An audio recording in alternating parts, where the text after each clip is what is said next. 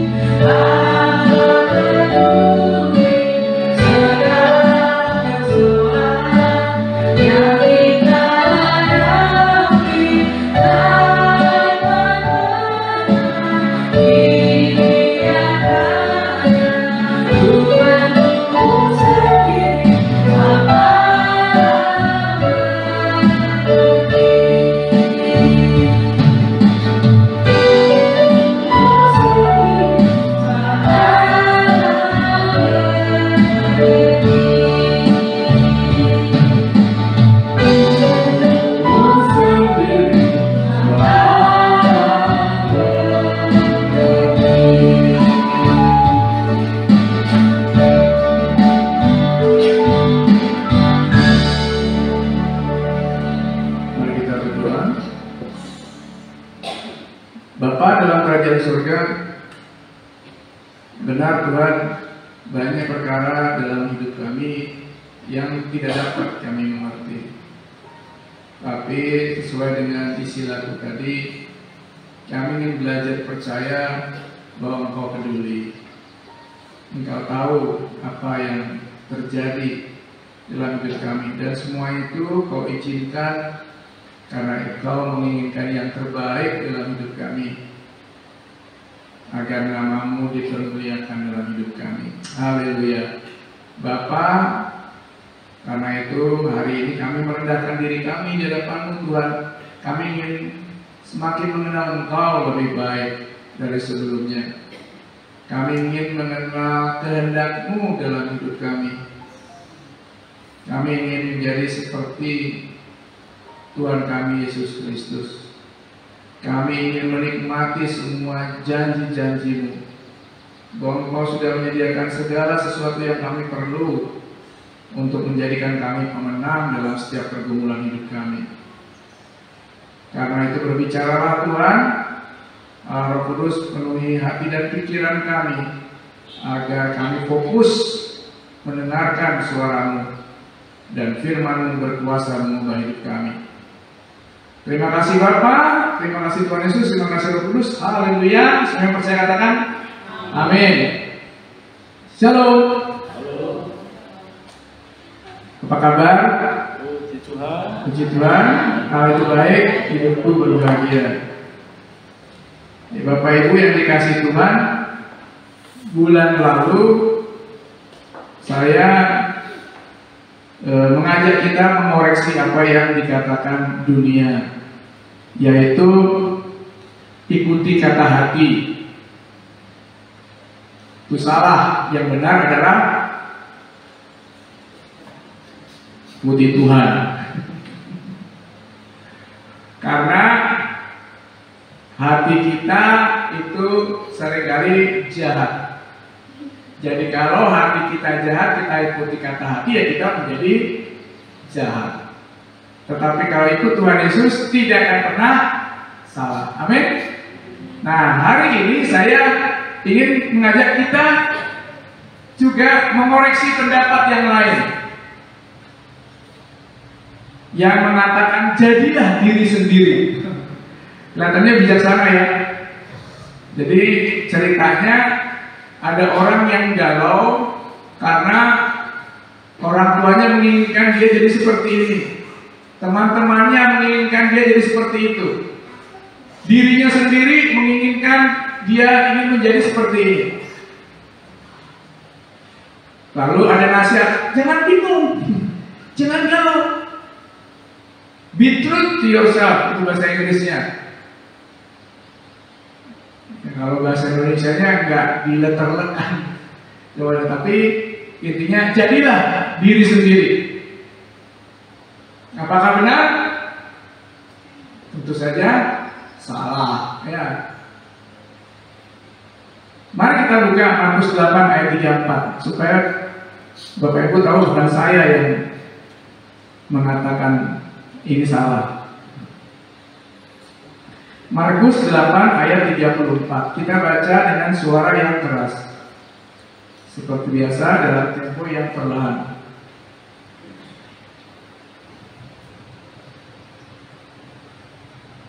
Oke.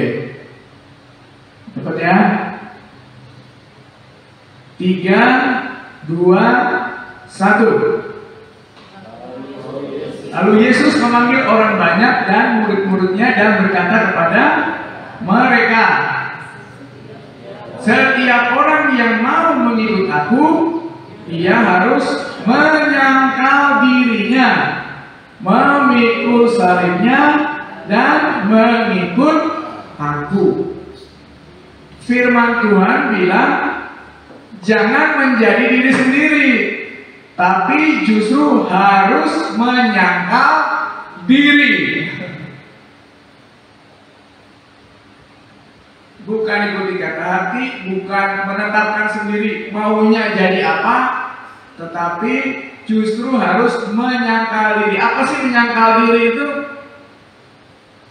Ada 3 hal yang kita ingin sama-sama pelajari. Yang pertama, menyangkal diri itu justru menaklukkan keinginan kita, menaklukkan ambisi kita, menaklukkan harapan kita, menaklukkan iri hati kita, menaklukkan emosi kita di bawah kehendak Tuhan. Jadi bukan apa mau kita, bukan apa keinginan kita, tetapi apa kehendak Tuhan. Yang kedua, menyangkal diri itu adalah mencari keinginan Allah, mencari kehendak Allah,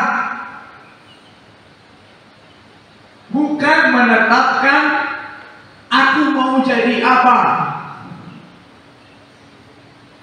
Jadi kalau kita mau menentukan cita-cita kita, target kita, tanya Allah, Allah maunya apa?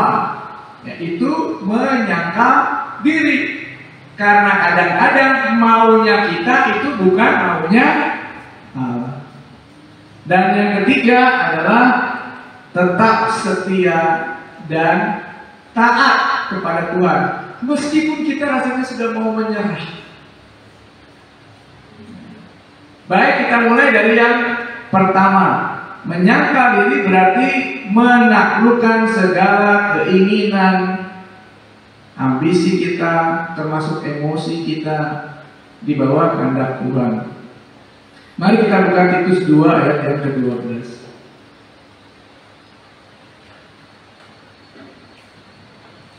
Titus 2 ayat yang ke-12.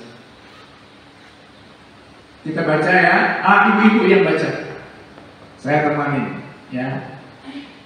3, 2, 1. Ia mendidik kita supaya kita meninggalkan kefasikan dan keinginan-keinginan duniawi, dan supaya kita hidup bijaksana, adil, dan beribadah di dalam dunia sekarang ini.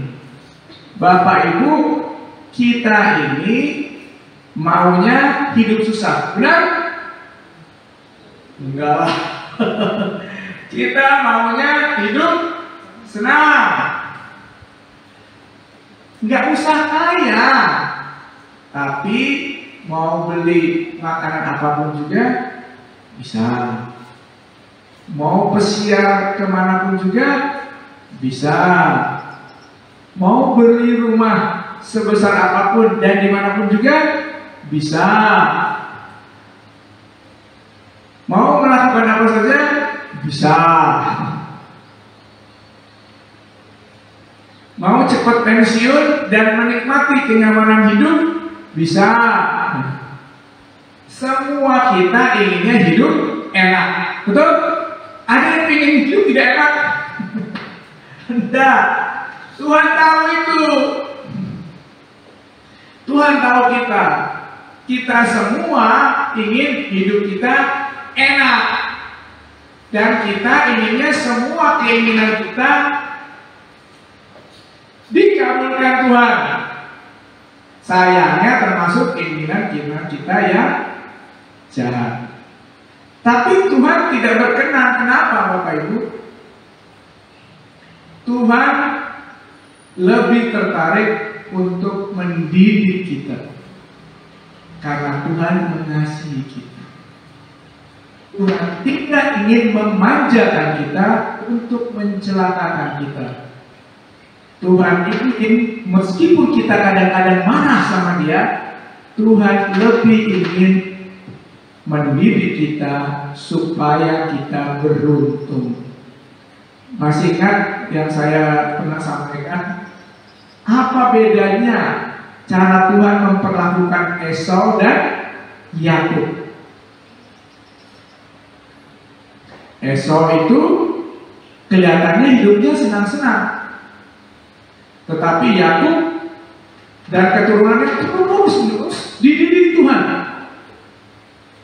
Alkitab ini kan tentang keturunan Yakub kan? Lihat saja hidupnya. Tidak dibiarkan Tuhan dia dalam dosa. Jatuh dalam dosa, ditegur Tuhan, dipukul Tuhan, tapi dikasihani Tuhan. Esau dan dibiarkan oleh Tuhan. Mau ngapain silakan. Mana yang dikasih Tuhan? Yang dibiarkan tadi dengan segala keinginannya, atau yang dididik, dihajar oleh Tuhan tapi dikasih Tuhan? Yang mana? Yang dididik dan dihajar, disesah oleh Tuhan. Itulah anak-anak Tuhan. Sama seperti kita. Saya sering ngomong sama Jagar, saya disiplin dia banget. Kalau anak orang lain, ya nggak perlu saya supitin waktu kecil, nggak perlu saya sahabat, nggak perlu saya hukum. Kalau mereka melakukan salah, karena bukan anak saya. Masa depannya bukan urusan mereka, tetapi dia anak saya. Saya tidak ingin dia celaka karena mengikuti keinginannya. Saya tidak ingin dia menjadi manusia yang sia-sia. Saya ingin dia menjadi manusia yang berhasil. Oleh karena itu saya didik dia, saya tegur dia, saya hukum dia. Kadang-kadang mamanya, udah toh. Kami seringkali berantem tuh urusan anak gitu. Ya itulah cara Tuhan menyayangi kita. Jadi kalau kita seringkali merasa susah, jangan lalu bilang Tuhan gak sayang sama saya. Enggak gitu. Karena itu, gimana caranya supaya kita tidak dihajar terus-menerus? Kita harus menyangkal keinginan kita yang dunia itu. Kita harus meninggalkan kefasikan kita. Kita harus meninggalkan kebiasaan-kebiasaan kita yang jahat. Termasuk saya mau jadi apa, saya ingin apa. Tanya dulu sama Tuhan. Cek dulu dengan firman Tuhan, apakah ini sesuai dengan kehendak Tuhan. Coba kita lihat perumpamaan dalam Markus 4 ayat 18 sampai 19. Markus 4 ayat 18 sampai 19. Nah, ini para pria yang membacanya. Markus 4 ayat 18.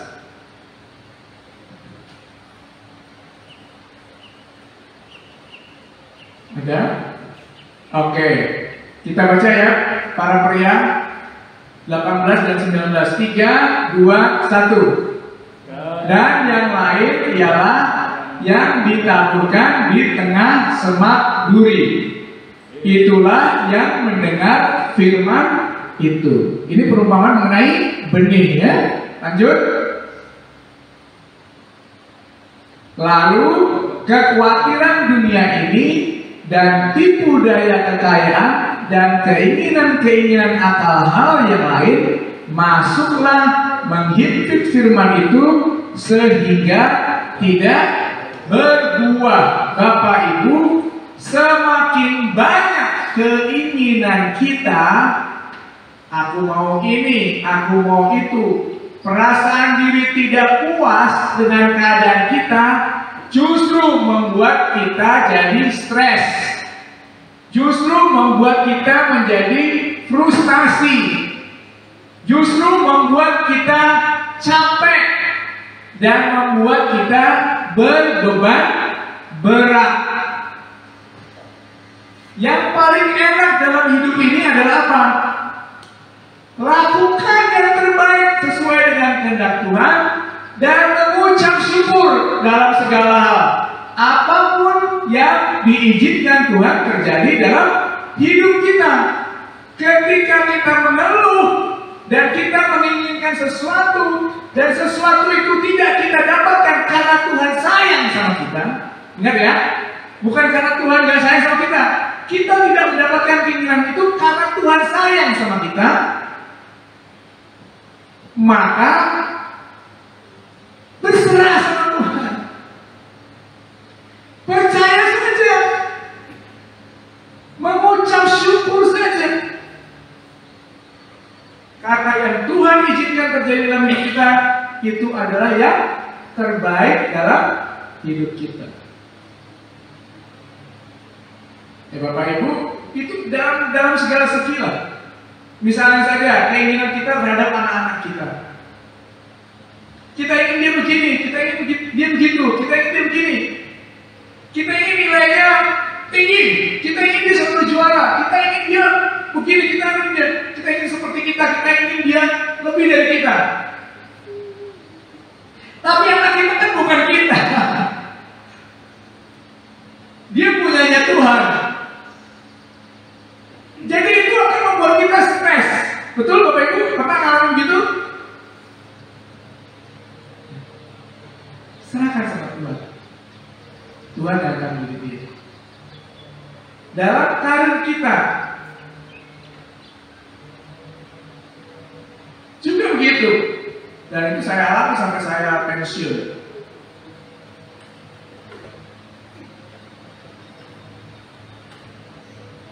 Selalu ada hal-hal yang tidak kita inginkan yang terjadi dalam hidup kita.